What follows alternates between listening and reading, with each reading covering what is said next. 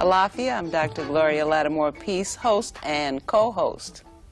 I have to. Every time I have one of my my errant co-hosts show up, my absentee co-hosts show up, I have to remember that I actually do have co-hosts for this show. But of course, they are very busy people, and so I have to be the anchor person.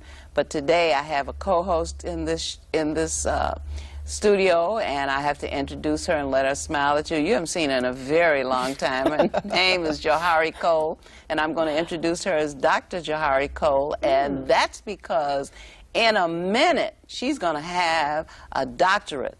And I know, because she really is already qualified to hold one. It's just that she has not gone through the little, ritual of have the class, write the paper, tell the little people, I know this stuff, and let the little people, put a little stamp on a little piece of paper. But I'd hear in W, Dr. Johari Cole, may you hereinafter be so addressed. Thank you. You're welcome. And a welcome addition, too. I love it. And then I have Dr. Llaila, Afrika. And we entitled the show African Holistic Health because that's what we want to talk about. Oh, that's good. And we want to talk about it not just because you wrote a book about it. How long ago did you first start writing on the subject of African holistic health? Oh, it's been well over 20 years now. 20 years you've been writing on the same subject? And enhancing it and updating it and delving deeper into it. And 20 years I have used this as my Bible, have recommended it to everybody I can see, because I think everyone should have a copy of this book in their homes.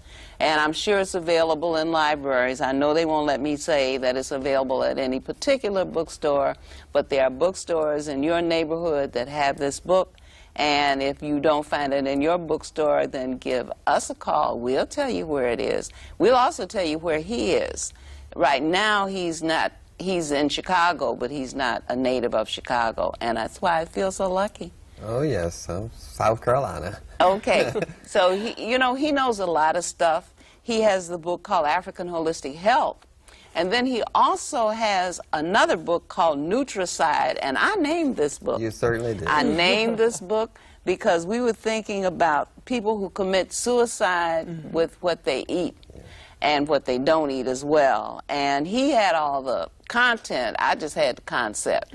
So we agreed that this is what the title of this book should be, and it is. And I'm going to look in the back of the book and see if my name is in it. Because I want my royalties. It's in there. You get your props. Okay, but I am very happy to have you in the studio, Dr. Afrika, and you too, Johari, because we can have a very good conversation about this whole concept of African and holistic, because I maintain that African and holistic are the same thing. That's right. And, folks want to say holistic as a way of not having to say that this is African-based, that its source is African. And this is not alternative medicine. This is the real thing. This is the original medicine. That's right. This is the original healing arts that our people use from time immemorial up until now. And we are losing our grip on even the home remedies that we used to know. Exactly. Increasingly, we are at the mercy of corporate America when it comes to taking care of ourselves. And I want to say this, and then I want to hear what you're going to tell me. I want to say that I've found the following two things very strange. That you can go to one of the most prolific drugstore chains, you cannot buy an enema bag. Interesting. You cannot buy a douche bag. They will send you to the home health care people who sell wheelchairs and other kinds of equipment for people who are seriously ill to buy things that you used to be able to get just in your local drugstore. So I'm saying to myself, things are disappearing, things that we used to take for granted. You used to be able to buy goose grease to rub on the chest to break up coagulation. Who can find that anymore? So increasingly things that we could go and pick up that were inexpensive, effective, natural, and that got the job done are not available to us. And we need to know that, and we need to know that we have to take greater responsibility for caring for ourselves. So who wants to say some more about that? Johari? You can start right off on that. Yes. Well, the thing with holistic health, which is the treatment of the spirit and mind and body, and the Europeans say body, mind, spirit, but we say spirit, mind, and body. The whole area of understanding your health and understanding what to eat is culturally based. It's essentially that. Science is basically a language of a culture. Even if you bring someone like a Chinese person comes to America or Japanese, if they come here, they can't eat the food unless they bring their own food over here, because they have to see that culture on the plate in order to attach themselves to this thing called a diet. So the thing is, they have to see their culture, so we should see our culture on that plate of food. But we see Italian, you know, you see everybody else's but our own, and we're not connected to the food from a cultural perspective. And that's one of the damaging things about it, because your culture defines what health is about. To be healthy in the African sense is to be just with what you eat, balanced with what you eat, know that reciprocity exists, what you put in, you get out. So we look for ma'at to define what is health for us and what is a diet for us, because we don't want to harm nature. We want to be in balance with nature, so we always apply this principle we call ma'at, because that's the language of our culture. So we can't see our culture in the food, so we eat any kind of food. So it's very dangerous, very dangerous. Well, for one thing, we are in the process of being deculturalized. Yes. The culture, the African culture, when we used to resent it when they said that we were culturally deprived, because when they said that, what they actually meant was that we were being deprived of exposure to the museums and to the institutes and the opera, the theater, and all of the things European. But actually, what was happening was we were being deprived of African culture, knowledge of self, and knowing what is natural to us, knowing what our natural diet ought to be, knowing what our natural way of life ought to be. And so consequently, we kept trying to get culturally enriched by participating more and introducing our children more to European culture, rather than filling in the void that was being created in our own culture. Now, I've read recently an author who's writing about the McDonaldization of America. I've read another book called Fast Food Nation, in which they are talking about the way of life is being determined by corporations, because they have a formula for the diet, and it consists of having fun, of having a formula in which you can expect the same product no matter where you are on the planet. You go there, you get the same hamburger, the same fries, and not only that, you'll get toys for the children, and it's an altogether joyous occasion. On the other side of that, of course, is the control of the people and the culture, and the growing problem of obesity. Right.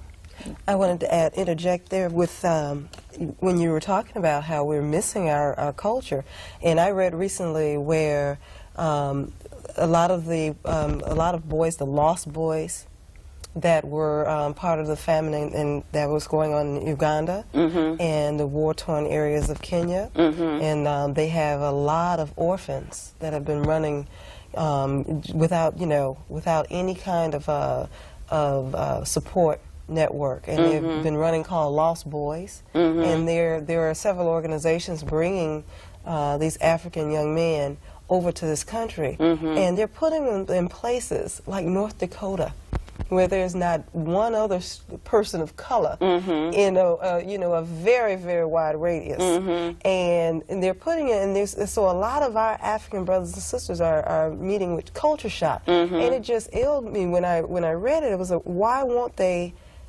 put them in places where other people of color are? You didn't ask that question. I sure did. Because you know the answer. Yeah, I know, but I had to ask that anyway. Okay. And And it just bewildered me, you know, that they would put them in these very, very cold environments, away from, I mean, just devoid of culture altogether, and force them to, you know, sustain themselves on American diet. And a lot of them were getting sick because of the diet that they were being, you know, forced to eat. A lot of the high carbohydrates here and a lot of the fast food, processed foods, which they had no clue of what a lot of it was. And so when you mentioned that, I was like, that's a perfect example, you know, of us being devoid of, seeing our food being, you know, void of culture, and what we're being faced with.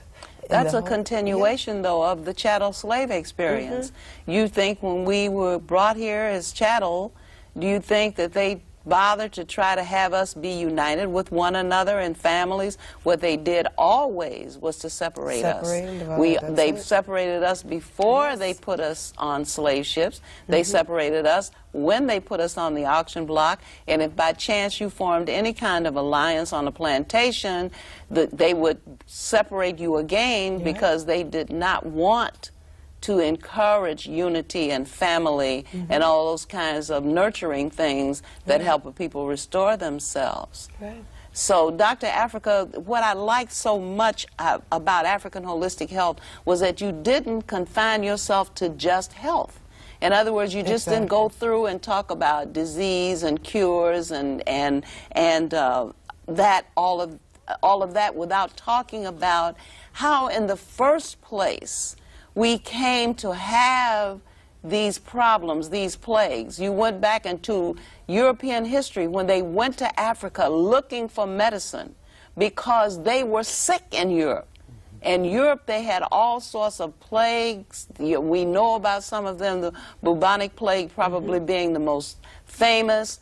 They had famines and plagues having to do with poor hygiene, bad nutrition, and a lot of other things. They went to Africa to look for herbs. This is part of the reason why we were uprooted from Africa, because there we were in the Garden of Eden with all the things that they were looking for. And because they were ill-mannered and uncivil, they came in, and rather than barter and trade, they came in for conquest, to take away the land from the people, and therefore, you know, be able to control everything, the people and the land. Dr. Afrika? Well, they, see, I don't want to belabor the point, but they had famines, and Europeans, the Caucasians, they had famines and ice ages and frozen land and had a shortage of food. So they would go about stealing food from each other. They would go about snatching food. And that's where you get the word snack food from. Because they're still identifying culture with food. They can't visualize food unless they have stolen it. So they still call it snack food, which means snatching food. But the thing that hits you when you go into this kind of looking at the body thing, which I had to do with the biology and the chemistry and all these languages that are tied to white supremacy, the terms we use kind of throws you into that culture. The mythology, the names of the muscles and things of that sort, like we have the biceps and we have the triceps, and in medicine, seps mean head. And we have, I'll just give you one example. Say we have the small and large intestines, and they come together, and they have a little valve there so the food won't back up, and that valve is called the ileocecal valve, named after Ilios, who was Hercules' brother.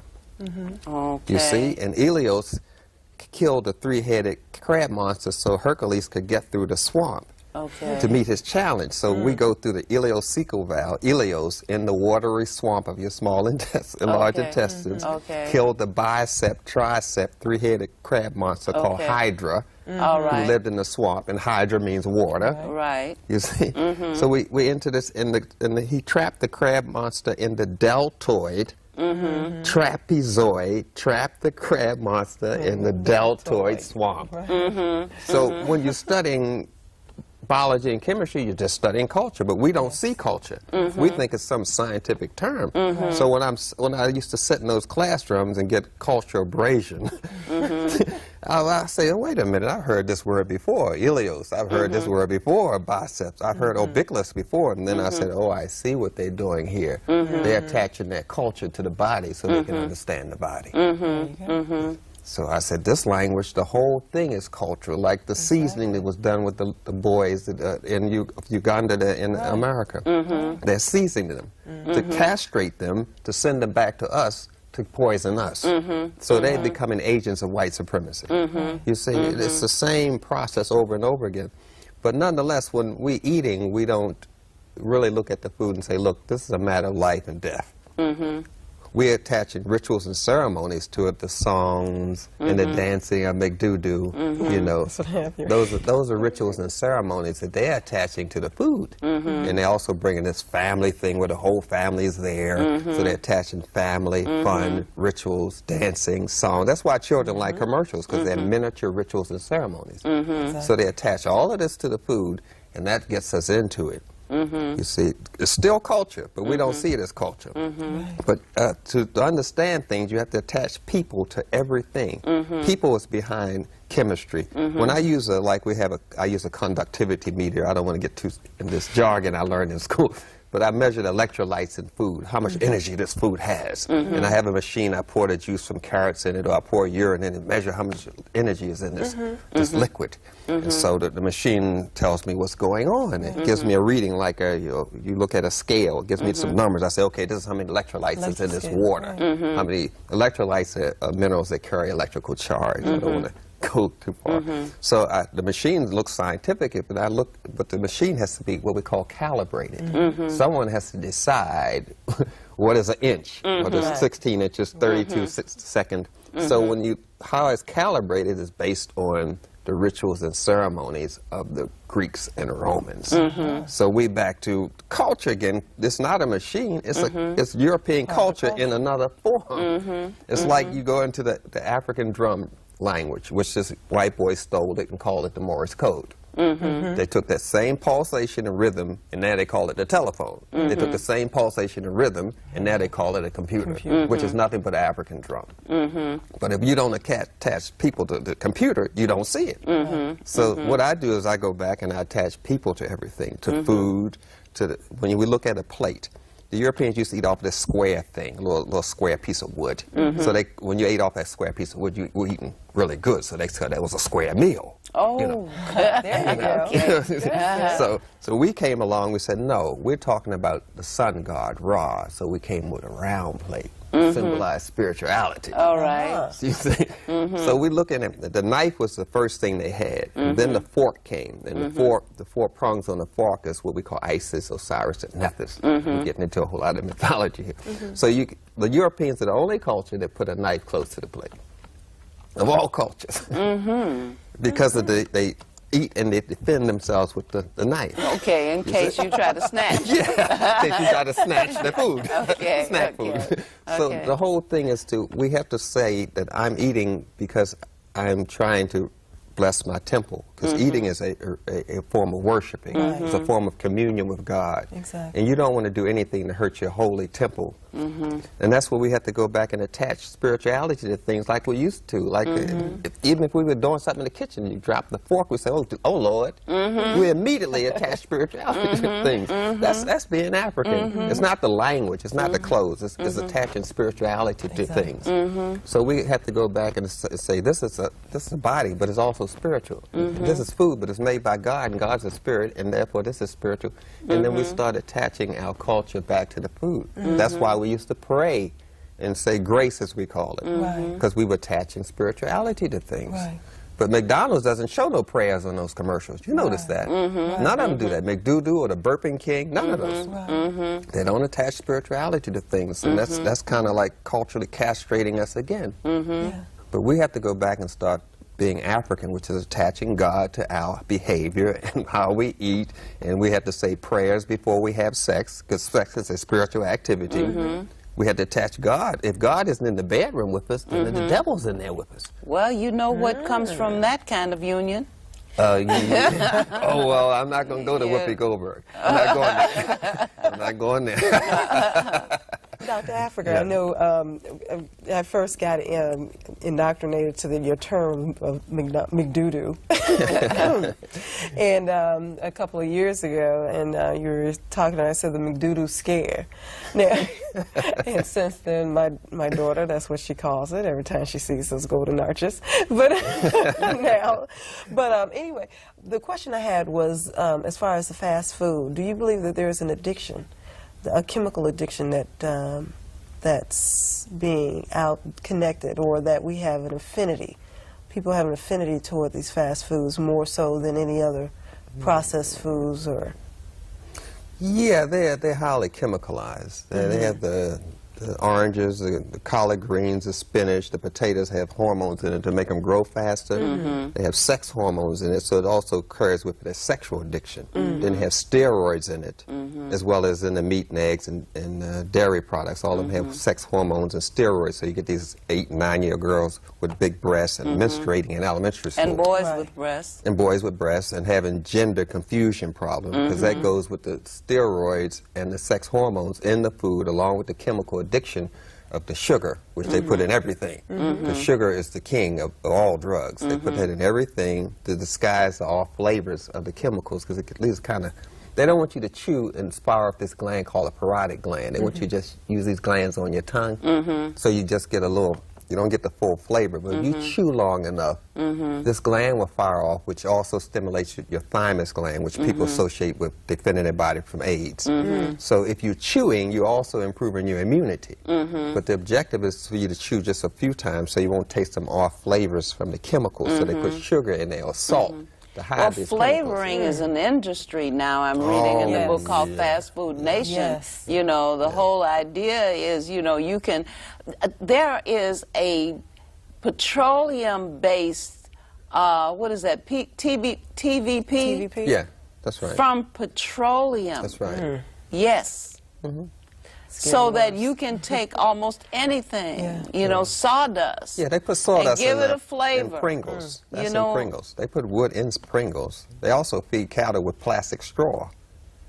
I mean, it's no limit to their limit, because it's no what we call morality in there. There's no God center. But see, when you say attaching spirituality to the act of eating, you know, the sacredness. The people are eating on the fly, they're eating on the run, they're driving down the street, you know, they're talking on the phone. People don't dine anymore. They don't come and sit down and consume a meal slowly and deliberately with reverence, that they are even able to do this. I mean, people say, well, since 9/11, you know, I realize how transient life is. I realize, you know, how blessed I am, and so forth and so on. Did you have to have 9/11 to know that there are people in the world who are starving? Yes. And you have more than enough to eat. And you don't even want to take time out to be thankful for the blessing of living indoors, eating food, having your body covered from the elements, you know, just ordinary basic things that you have. You don't even want to you don't want to pause to notice all these blessings that, you know, ought to weigh you down. If you stop to count them, you ought to just be, you know, my Lord, I have so many blessings I don't know what to do. You know, so why would you rush through a meal, especially if the nurturer in the household has taken the time to prepare it, you know? That's right. And, you know, how is it that people, look at the language again, you brought it up. Somebody says to you, I threw it on the grill. I threw it in the microwave. I grabbed a bag of chicken on my way in. I grabbed a bucket of chicken, you know.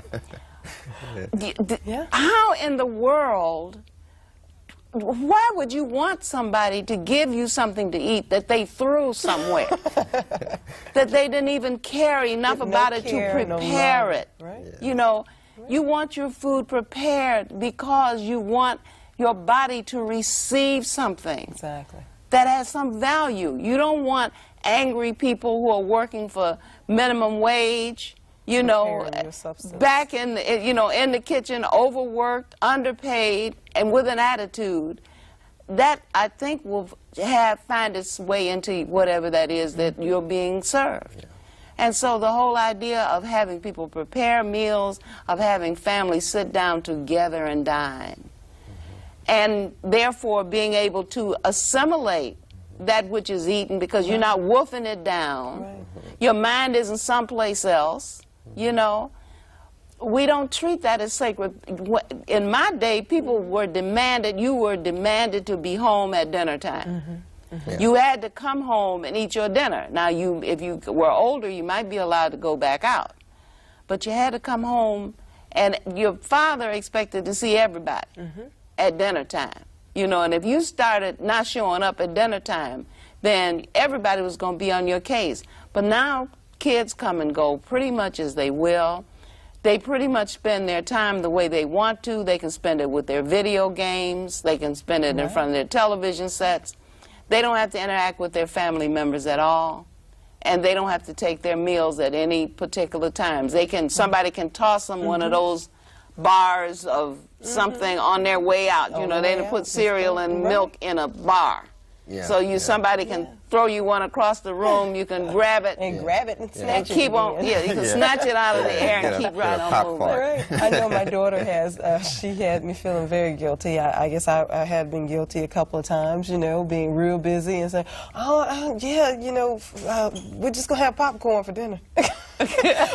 or if I, you know, I'm out of town and, you know, it's her and her dad and they're running around and she'll look at me with this guilty face, Mom, I haven't had a real meal in a few days now. And she knows what I a real want meal is. Real meal. I want something to eat, Mom. Not something frozen out of a box. I'm not trying to say this in your defense, but I know that you are the world's greatest cook. Oh, You know, I have used your catering services. I know. I mean, you are creative, and your food is nutritious, it is beautifully presented, you are very excellent at what you do. So I know that your daughter knows what a real meal is. Real meal. And so when you're trying to offer her some popcorn, I know she thinks you have lost your mind. I've gone crazy. But what about fasting? You know, people think, you know, I don't know if children ought to be doing it, but people think that I haven't eaten anything. That's some kind of disaster. Yeah. What about Something's wrong. not eating? What about having specific times when you just let the body rest and process all the stuff you've been shoving in for months? Right. Well, You wanna talk about that? You're talking about some logic here, but people are emotionally attached to food. They eat food because they're having problems. They eat sugar because they have the inability to give love or receive love, because sugar is associated with love. Is that right? Yes. So how did you know that, Dr. Afrika? And salt is associated with anger. And black people eat the most salted potato chips of any racial group in America because they're angry. Okay. And What about this hot sauce thing I see? We do have a hot sauce problem. Yeah. We're going into hot sauce, and you're also going in for Spicy. vinegar. Yeah. Because vinegar comes with the hot sauce, and vinegar is a chemical that's made from eating meat. People get addicted to the chemicals they take and the chemicals they make inside of their body. Okay. That's two addictions. Okay. The chemicals you take and the chemicals you make. Okay. So when you're eating a lot of meat, you're making a lot of vinegar, as well as ammonia, Okay. you see. That's the chemical addiction, so they're going to thrive for that. Okay. The hot sauce in their mind is trying to drive them, stimulate them to have more money or more lottery tickets or something. It's a cycle. It's emotional attachment to the food that we have. I've seen people who wouldn't start a meal without have the hot locating the hot sauce. Yeah, because they're trying to, Where is the they're trying hot to sauce? stimulate themselves to be rich or I think whatever they're their trying to fantasy cover is. up the food. No. I can't imagine. It's emotional. It's emotional. Okay. People eat for emotional reasons. Okay, feelings. Yeah, they want something to crunch on to get rid of frustration. They chew. You see, some creamy food is a lack of nurturing. People want creamy food because they want nurturing. The junk food industry knows that. Sometimes they say, black people are so confused, I'm going to put the sugar and the salt and the creamy food together. And the and they spice. call it a candy bar. there is a popcorn that has sugar and salt in it. Yes. I got it by mistake, and I thought something was wrong with it. I took it back to the store. I said, something is wrong with this, and I gave it back to them. No, they're covering the emotional addiction that people have. Okay. They know black people are angry about themselves. They love themselves, but they hate themselves because they love themselves, so they need sugar and salt. Okay. So they're just being emotionally manipulated. McDonald's has never taught anyone about vitamin A and vitamin C. The game is emotions. And that's how they manipulate us emotionally they know that we try to medicate ourselves. Why are we so gullible? Why are we so readily Because there's no culture manipulated? attached to our food. The Chinese, if they come here, they're going to bring their own food. Right. So we're more gullible because we don't attach culture. The Vietnamese, if they come here, they're going to they're going to order their food because they still attach culture to their food. They're going to have their own grocery store. Right. And it's going to have what they eat and what they identify with. Because culture is attached to food. And we don't have that culture attachment to our food, so we're just vulnerable. We're buying Chinese food, Italian food. Yeah. Are there any nutritional causes for our anger and aggression? Yes, especially when you get low on the B vitamins, like from bleached white flour and white rice. When you get low on that, you can actually get suicidal. And they want to keep you in this kind of state where you don't know whether you're going to move your leg or not in the morning or get out of bed in the morning. You keep you in a fear state. So they generate that by stripping the nutrients out of the food. It's like this. If you look at the factory that makes like bleached white flour or sugar cane, you send the whole sugar cane to the factory. The whole sugar cane. You send it to the factory. The factory has a machine that imitates your liver, your pancreas, your small intestines, large intestines, and the factory processes or eats the food. Then the factory has a bowel movement. That's called white sugar, which is a white turd, bleached white flour, which is another white turd. That's in the processing. A person knows that they eat an apple and it's fully processed apple is a bowel movement. Now, if you send the sugar cane to the factory and it eats it for you, then what's coming out is a turd. Because we're not attaching people to things again, because all inventions come from the human body. So if you look at an organism, if you look at the factory as though it is an organism, then you can see the process, from beginning to end. And that you're eating to eliminate the waste. The waste, product. which they say is a processed food. They're telling you what it is. We're not listening to them.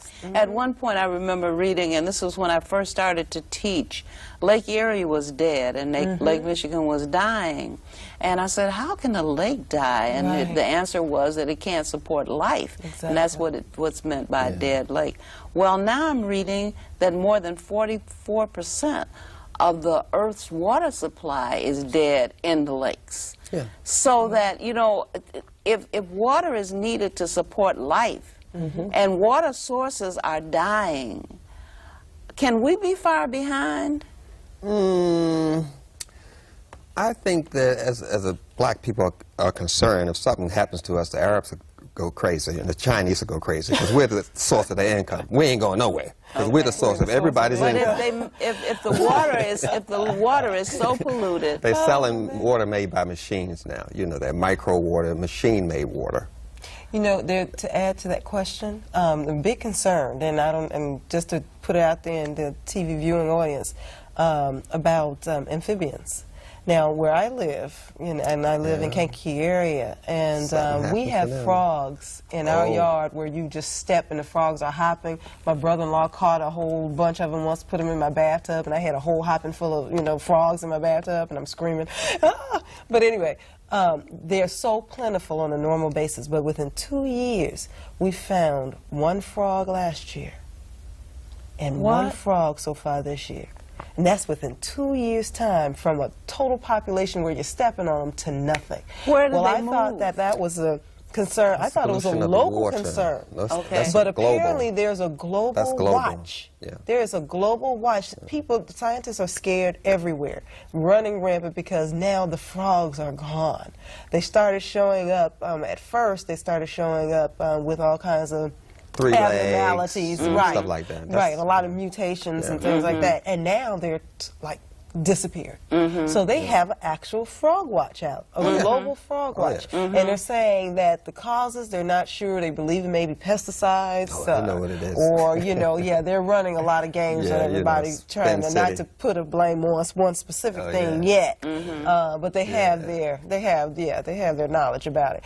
But but if that is opposing, people are like, well, if frogs, for God's sakes, but if they're gone, then how close behind us is it that it's going to affect the problem that's ailing them is going to affect us, or is already ailing us, you know, on a more subtle level that we don't recognize, you know, yet. So the whole ecological balance will be being thrown off. You're right. They judged the water by what's happening to the frogs, but we have to keep in mind that they make money off of destruction. A man wrote a book called Destruction of Black Civilization. That's true. Oh, yes. They make money off of destruction. Don't think that they were, if the water's messed up, they make money.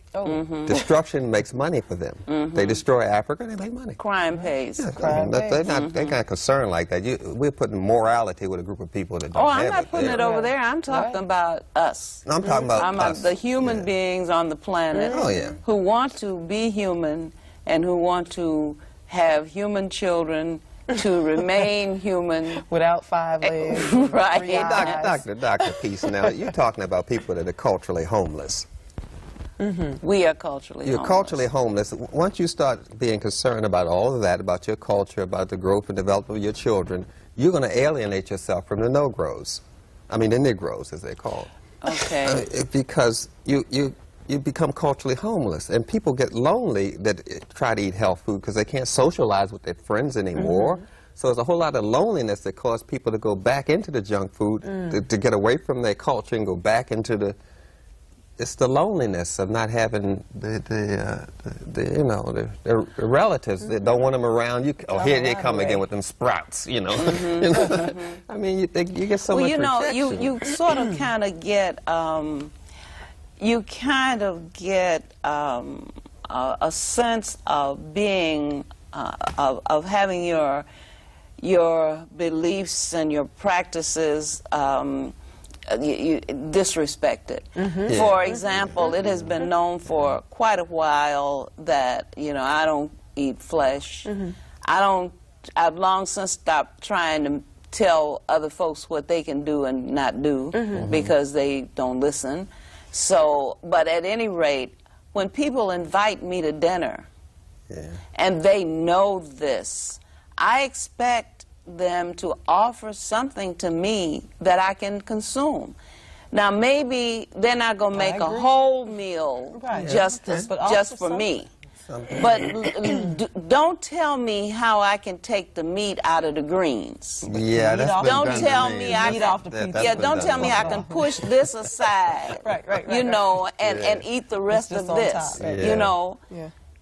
Just out of deference to the fact that I'm a guest in your home, please offer me something so I have developed a way of sort of not offending folk and not letting folk offend me by saying, oh, I'm fasting.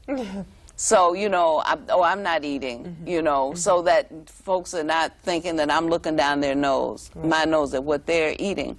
But you see, the thing that I have noticed is that people thumb their noses at a good diet until they get sick. Yeah, that's when they start and then when they get sick, I get phone calls from people all the time want to know what can they do because they got this happening and that happening, and I always refer them to somebody who can give them some information. There are always books that I recommend that people read all the time because I believe a lot in two things. One is do for self. The other one is be in a partnership when somebody is looking out for your interests.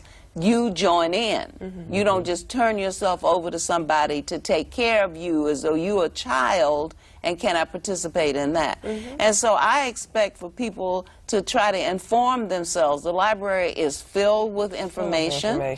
You know, and now folks can sit in their house and look on the computer and get a lot of stuff. But there are certain basic things, there's some common sense things that you could know. You know, right. you could know that if you eat something and it makes you sick, probably you have no tolerance for that. You shouldn't. You could know that if you eat something and several days later you have not seen it leave your body, that probably you're not processing that. That's right. You know? So you don't need a whole lot of information. Most of the time, constipation will tell you that you have eaten something that you don't have the enzymes to digest.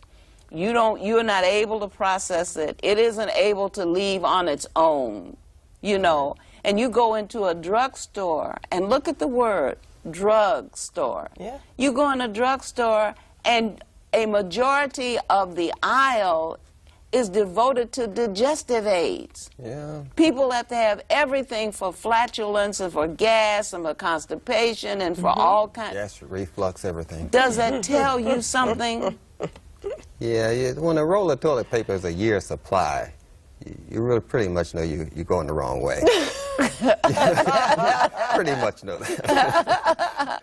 But basic things like drinking 6 to 8 glasses of water a day, clean water, I'm not talking about public water, 'cause that has ammonia in it and bleach and arsenic and things that people don't think of. So drinking water and exercising and eating fresh fruits and vegetables that has the fiber that can exercise your insides. And that can actually leave your body on its own. Oh yes, without coaching. You know.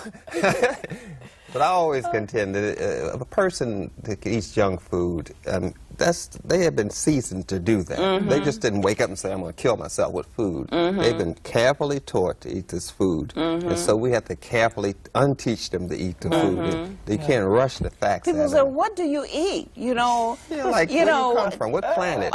What do you have for fun? You know. And it's just a matter of extending the information to them. I mean, you know, my daughter, when she started eating cheese, the first thing she started getting was constipation. And now she realizes, and she'll say, I'm not eating that anymore you know, and I know it'll be for a while, but at least she recognizes that, you know, that has a direct correlation between how she's eliminating, and she knows her limit. But we need to educate our children and ourselves, you know, on those simple things, being able to just listen and to admire and respect the body, where and what it's telling us, you know, better than we do our cars. What the elimination is telling us. Exactly. Because, you know, people don't, I'm not suggesting that, you know, people get obscene about this thing. If you have children in your house, you should see their elimination. You Watch should it all know. the time. You should know if someone asks you, "Did your child have a bowel movement?" You should know yes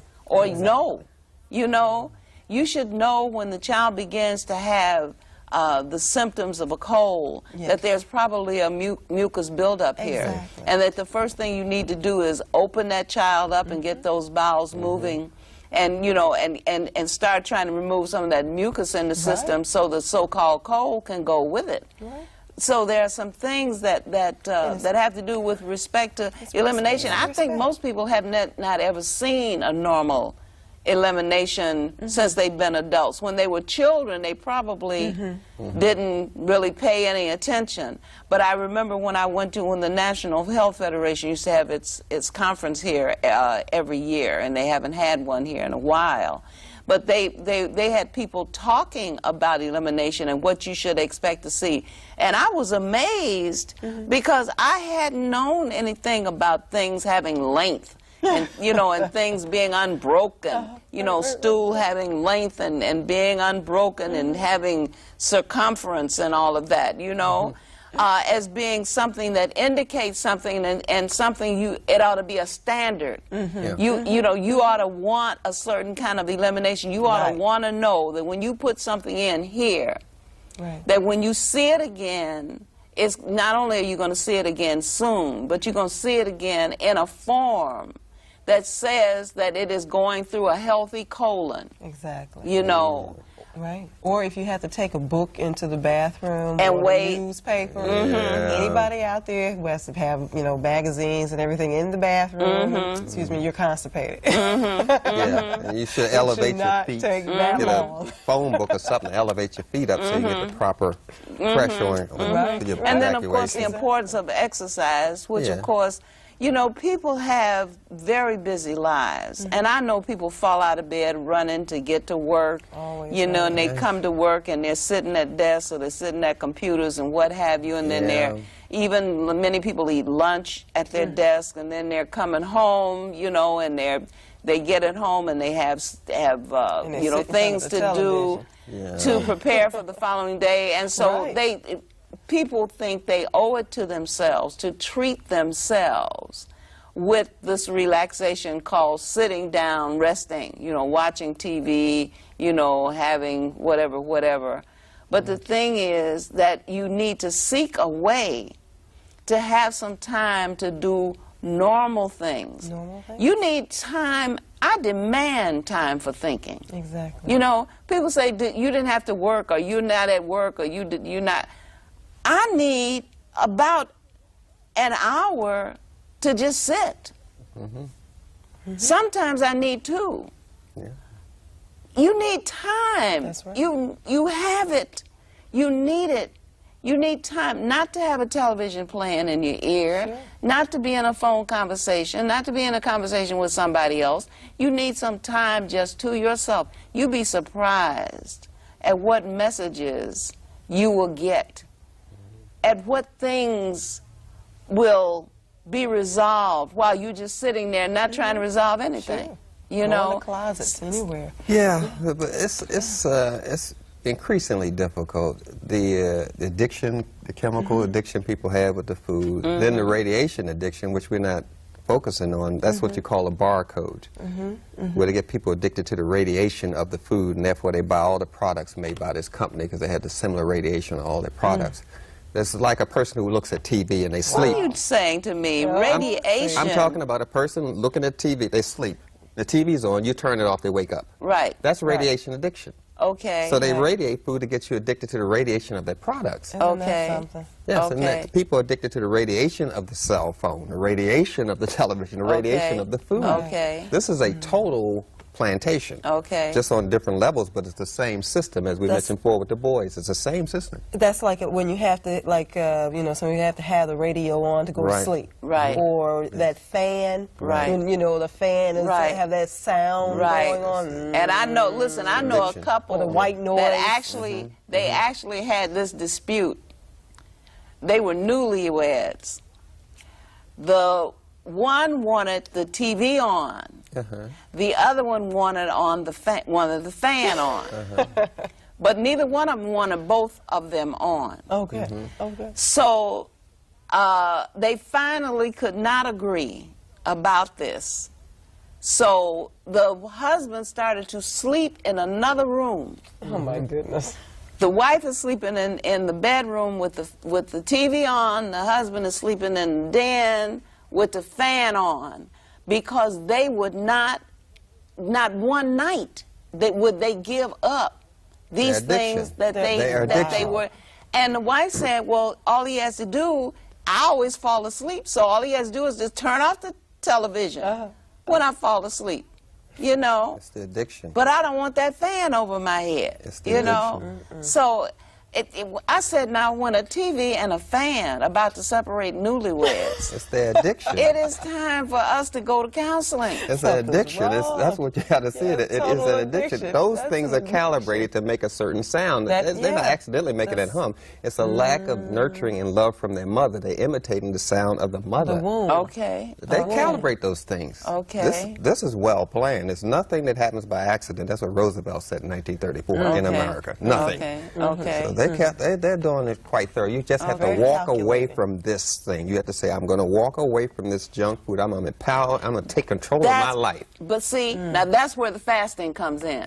See, because one of the reasons for fasting is to say, I am in charge of this vehicle. Right. That's right. This is my body, and I will put it under my command. And if I say I'm not going to eat, I'm not going to eat, and I'm not going to crave, I'm not going to whine and cry and tell you my story. I am just not going to do it. That's right. Because you will never have strength if you allow weakness to be predominant in your body. So you have to put your body into submission. You see, and so how you going to walk away from anything if you can't walk away from a meal, and very often when you're not even hungry? People eat because it's 12 o'clock. I mean, that's you know, right. Walk away from chewing gum. 10:30, 11. There are fast food places that are open at 1 o'clock in the morning, and there are cars in the driveway. What on earth are you doing up at 1 o'clock? Folks say, well, I work nights. You know, this is the only time I have to eat. But I'm telling you, not everybody is working at night. No. You know, a lot of people are eating at hours of the night when the food cannot be processed because the body has shut down for the evening. It isn't going to do any more work.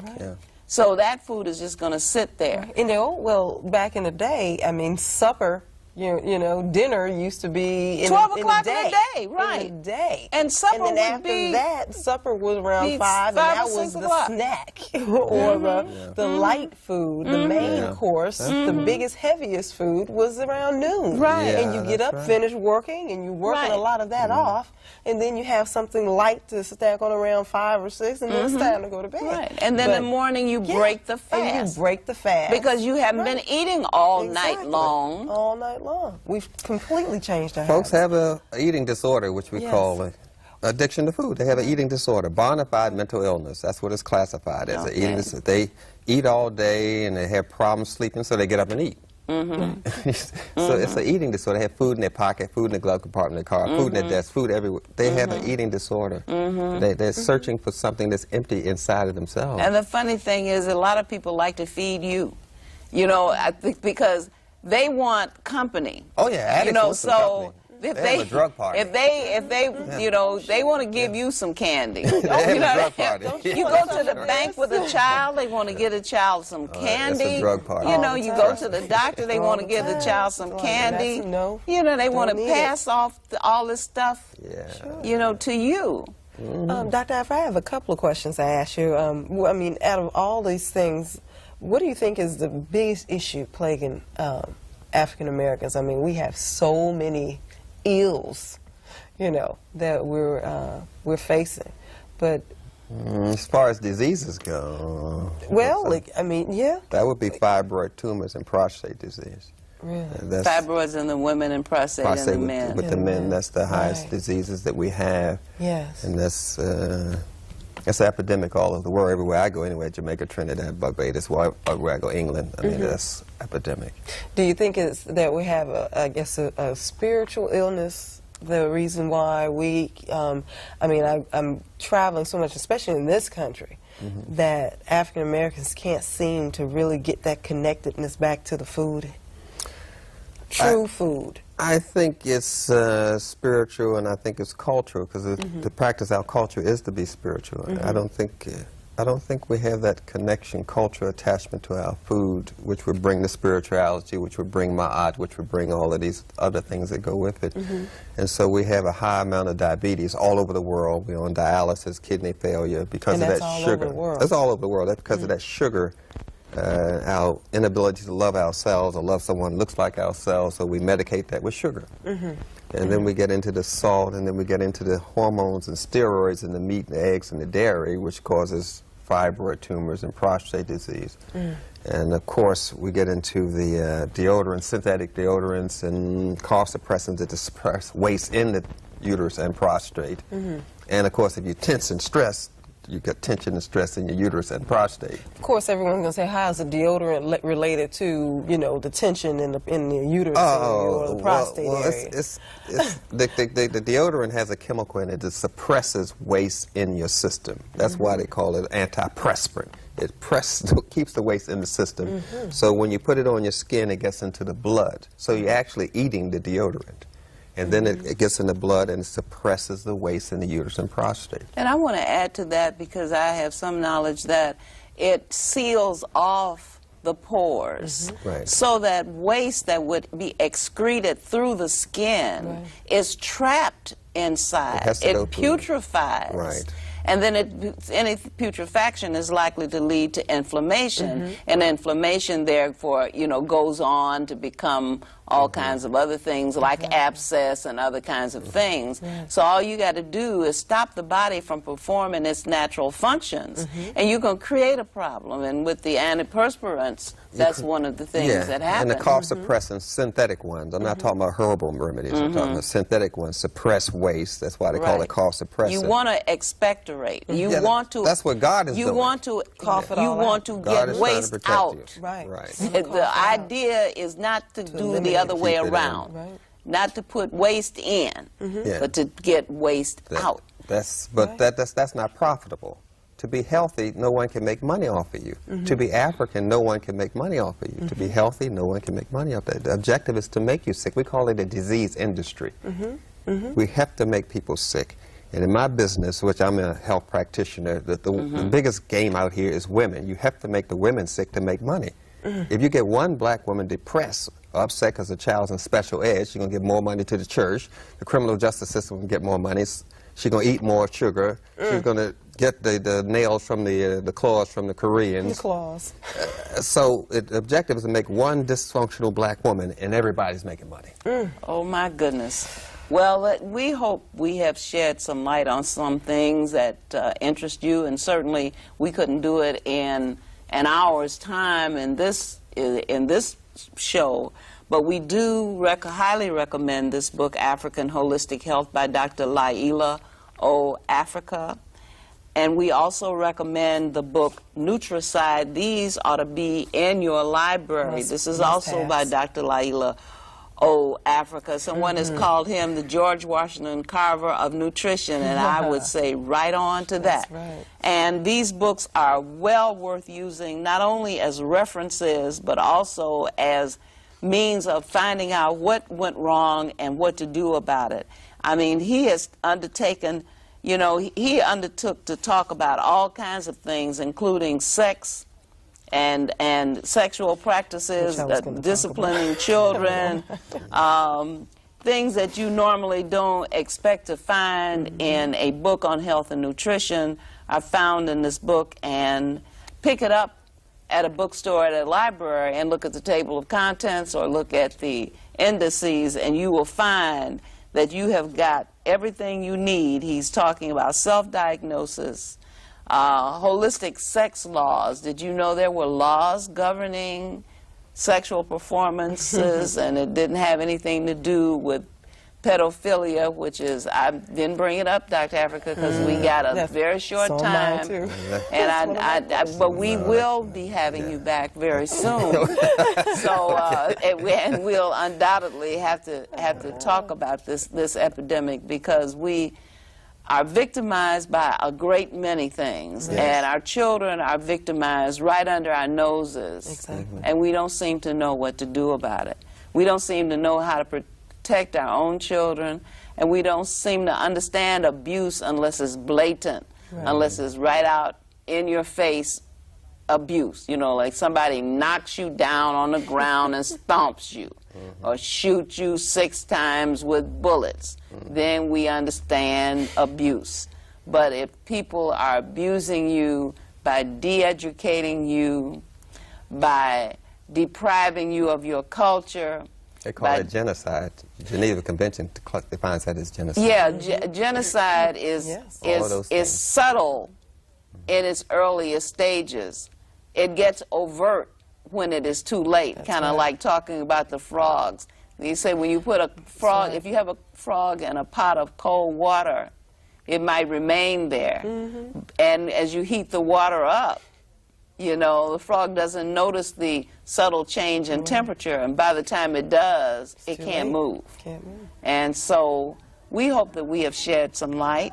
We hope you'll join us again on Fridays at 8:30, repeat on Sundays at 3:30. This is OmniU Presents, the H3O Art of Life show, and we have had co-host Johari Cole. Dr. Johari Cole, that's right. We have to remember that. And Dr. Llaila Afrika. and of course your host, your co-host and producer, Dr. Gloria Latimore Peace. Hotep.